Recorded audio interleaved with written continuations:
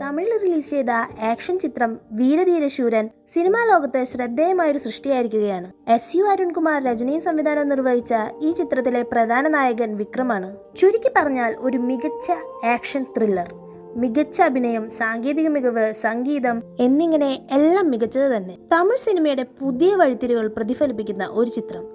Action സിനിമകൾ താല്പര്യമുള്ളവർക്ക് ഇത് മികച്ചൊരു അനുഭവമായിരിക്കും. ചിയാൻ വിക്രമിന്റെ ഒരു കംബാക്ക് തന്നെയാണ് ഈ സിനിമ എന്ന് പറയാം. ചിത്രത്തിന്റെ പശ്ചാത്തലം മധുരൈ നഗരത്തിലെ ഒരു രാത്രി നടക്കുന്ന സംഭവങ്ങളാണ്.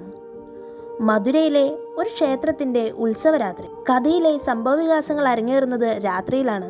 അതുകൊണ്ട് തന്നെ സിനിമയിലെ ഭൂരിഭാഗം ഭാഗവും രാത്രി തന്നെയാണ് ഷൂട്ട് ചെയ്തിരിക്കുന്നത്. ഈ സിനിമയിൽ എടുത്തു പറയേണ്ട ഒന്ന് ഛായാഗ്രഹണം തന്നെയാണ്. തേനി ഈശ്വരാണ് ഇതിന്റെ ഛായാഗ്രഹണം നിർവഹിച്ചിരിക്കുന്നത്. ഈ സിനിമയിൽ ധാരാളം സിംഗിൾ ഷോട്ടുകളുണ്ട്. അതിൽ ഏറ്റവും ലെങ്തി ആയത് 18 മിനിറ്റ് നീണ്ടു നിൽക്കുന്ന ഒരു ഷോട്ടാണ്. എല്ലാം അതിഗംഭീരം തന്നെ. സിനിമയെ കുറിച്ച് പഠിക്കാൻ ആഗ്രഹിക്കുന്നവർക്ക് ഇത് നല്ലൊരു റെഫറൻസ് ആയി തന്നെ എടുക്കാം. GV പ്രകാശിന്റെ ബാക്ക്ഗ്രൗണ്ട് സ്കോറും മ്യൂസിക്കും കൂടിയായപ്പോൾ പറയണ്ട, അടിപൊളി. ഓരോ സിറ്റുവേഷനും അനുസരിച്ചുള്ള ബാക്ക്ഗ്രൗണ്ട് സ്കോർ സിനിമയെ വേറെ ലെവലിലെത്തിക്കും. വിക്രമിന്റെ ഏറ്റവും മികച്ച സിനിമകളിൽ തന്നെ ചേർത്ത് വെക്കാവുന്ന ഒന്നാണ് വീരധീരശൂരൻ. SJ സൂര്യ, സുരാജ്, തുഷാര വിജയൻ എന്നിവരും മികച്ച വേഷങ്ങളിൽ എത്തിയിട്ടുണ്ട്. ഓരോരുത്തരും അവരവർക്ക് കിട്ടിയ വേഷങ്ങൾ നന്നായി തന്നെ ചെയ്തിരിക്കുന്നു. വളരെ സാധാരണമായി പോകാനിടയുള്ള ഒരു കഥയെ അതിന്റെ മേക്കിംഗ് കൊണ്ട് അടിപൊളിയാക്കി. ഒരു നാട്ടിലെ കുറച്ച് ഗാങ്സ്റ്റേഴ്സിന് പോലീസിനോടുണ്ടാവുന്ന ശത്രുത, അത് പരിഹരിക്കാൻ ഒരു കൂട്ടാളിയെ ഇറക്കും. അതിനെ ചുറ്റിപ്പറ്റി വരുന്ന ആക്ഷൻ സീനുകളും മറ്റുമാണ് ഈ കഥ. ഈ സിനിമ കണ്ടുകൊണ്ടിരിക്കുന്ന ഒരാളെ ഇനി എന്തു സംഭവിക്കാന്നുള്ളൊരു സസ്പെൻസിലേക്കാണ് കഥ കൊണ്ടുപോകുന്നത്.